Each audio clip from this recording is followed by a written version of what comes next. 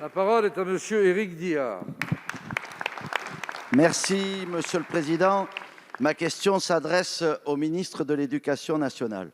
Monsieur le ministre, vous êtes un fervent défenseur des valeurs de la République et je me dois de vous donner, en tant que député, certaines informations et je reste à votre disposition sur ce sujet.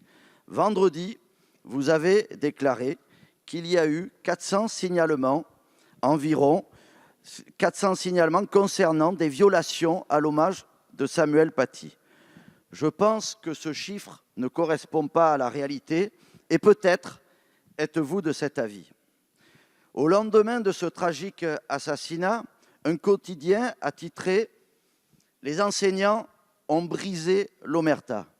Et je peux vous dire qu'il y a des établissements qui n'ont pas fait l'hommage pour ne pas avoir de troubles internes.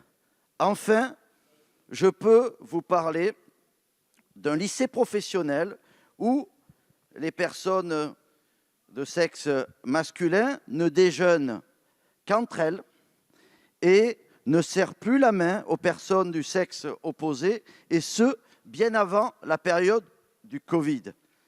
Le plus grave, monsieur le ministre, c'est qu'il ne s'agit pas d'élèves, mais d'enseignants. Je tiens à vous dire que malheureusement, les atteintes à la laïcité, le communautarisme ont gangréné certaines écoles, certains collèges, certains lycées. Aussi, monsieur le ministre, quelles mesures comptez-vous prendre lors de la loi sur le séparatisme pour les éradiquer? Je vous remercie. Merci, monsieur le député. La parole est à monsieur Jean-Michel Blanquer, ministre de l'Éducation nationale, de la jeunesse et des sports. Merci, monsieur le président, mesdames et messieurs les députés. Monsieur le député Éric Diard, le sujet que vous abordez est évidemment essentiel. Et nous avons des principes d'action dont vous pourrez vérifier qu'ils s'accomplissent pour le passé, le présent et le futur.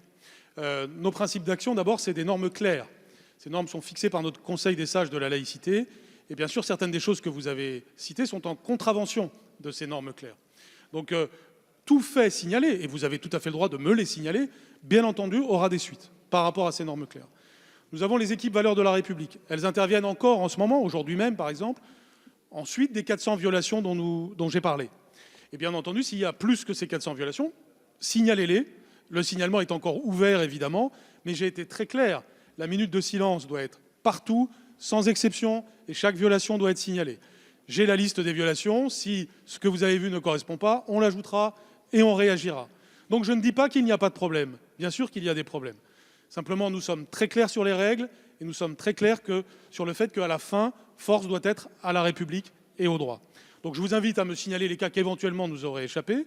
Ça peut être possible, je ne dis pas le contraire. Mais en tout état de cause, nous avons déjà déployé les équipes valeurs de la République. Chaque fois qu'un signalement nous a été fait, nous avons agi. Et bien sûr, les faits que vous signalez ne sont pas acceptables dès lors qu'ils sont avérés. Je tiens à vous dire, parce que c'est des choses qu'on ne dit pas forcément tous les jours et publiquement, mais que nous avons procédé, par exemple, à des radiations de personnel radicalisé, et que j'y ai veillé personnellement. Et que, bien entendu, chacun doit respecter les règles de la fonction publique dans l'exercice de son métier. Et s'agissant des élèves, il y a toujours un travail éducatif qui est fait, évidemment, un travail aussi de discussion avec les familles. C'est exactement ce que l'on est en train de voir en ce moment à la suite des incidents qui ont pu avoir lieu. Donc notre détermination est totale. Notre ouverture est totale aussi, si d'aventure vous considérez qu'il y a des choses qui n'ont pas été signalées. Je vous remercie. Merci, monsieur le ministre. Monsieur Diard. Merci beaucoup, monsieur le ministre. Il est important dans la loi sur le séparatisme que soient prises des mesures fortes. Il en est de la survie de l'école de la République. Merci, monsieur le député.